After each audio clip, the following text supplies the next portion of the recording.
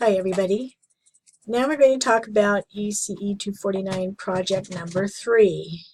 For me, this one is probably the most fun and maybe the easiest to do for some folks who may not have a classroom to work in or a family with a child with a disability. So in this assignment, in this part of the project, you're supposed to observe and design an appropriate outdoor environment for children with disabilities. And here's a description. So first of all, what you're supposed to do is visit an outdoor environment in your area, then observe children playing in it, and then describe why that is or is not a good playground for children with disabilities. And then the last part is to design your own outdoor playground or environment for children that includes children with disabilities. Okay, so the first thing you want to do is to be sure and consult multiple resources. I have a link here that should take you to the PDF, that's the Playground Safety Guide. You want to start with that because it has a lot of information in it about what is required in a playground for young children. And then you want to read this article, and you should find that in the files section of the online course. And then also, if you happen to pick up the book, Strategies for Including Children with Special Needs in Early Childhood Settings, you can look in that book. It has a lot of information for outdoor inclusion. And then other resources. There's a whole bunch of stuff that you can look at that will give you information, pictures, and otherwise all kinds of stuff regarding playground and playground safety and things that you can include in the playground. So the first thing that you want to do is choose a playground in your area. And you want to make sure that this is a playground that can be used by young children. Then you want to observe children playing on the equipment. And while you're doing that observation, you want to make sure that you notice whether or not this playground can be accessed by children with disabilities and what might be the barriers for it or what might be the good things that you see in it.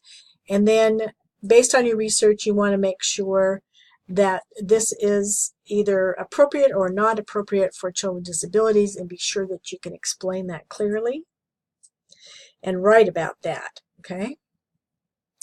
And then step 2 is to actually design your own playground and make it inclusionary for children with disabilities of all kinds.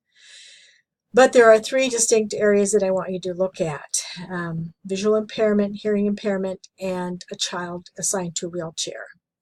Be sure and research your design. Use examples, pictures.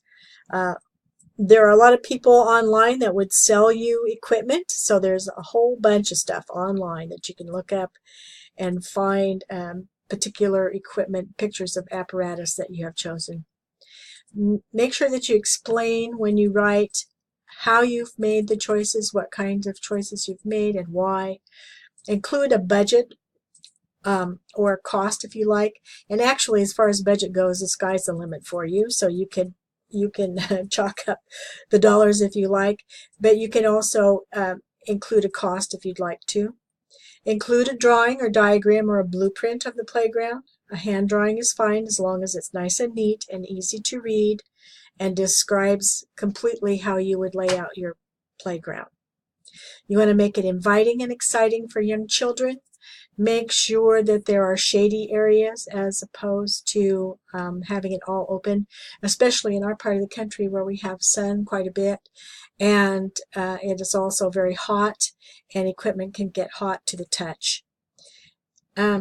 Include some specific modifications that I listed above, and here they are again. Make sure you include the modifications for visual impairment, hearing impairment, and wheelchair also, wheelchair access. So when you when you look at your new environment that you're creating, you want to use these 3 disabilities as kind of your baseline for designing. But think about all the other children that would also be engaged. Think about parents also, and or teachers and where they would be, and think about also little things like trash cans is an important feature to include. Water fountain, if that's something that you would have accessible. Think about how that might be accessed.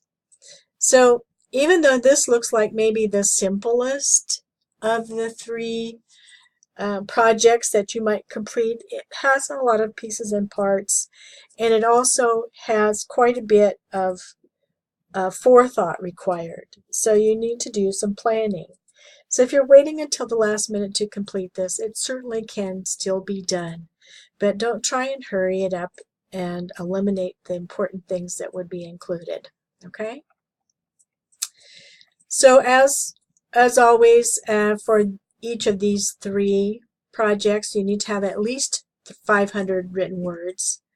That doesn't include the pictures and all that other stuff. And then you want to use very descriptive paragraphs.